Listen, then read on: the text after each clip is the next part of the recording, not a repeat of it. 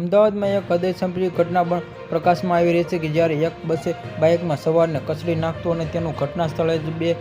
મોત નીપજ્યું હતું. આ દુઃખમાં અકસ્માત છે કે 19 એપ્રિલનો થયો હતો કે જે સીસીટીવી ફૂટેજમાં હવે સામે આવ્યા છે કે વિડીયોમાં તે સ્પષ્ટ રીતે જોઈ શકાય છે કે 52 વર્ષની આ નવીન પટેલ તેની બાઇક પર ભૂલાભાઈ અને ઇન્સ્પેક્શન કરવામાં પ્રયાસ કર્યો છે કે અમદાવાદમાં આ મ્યુનિસિપલ ટ્રાન્સફરમાં સર્વિસમાં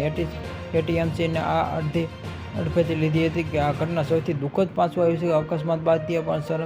રાહતદારી પટેલ મદદથી આગળ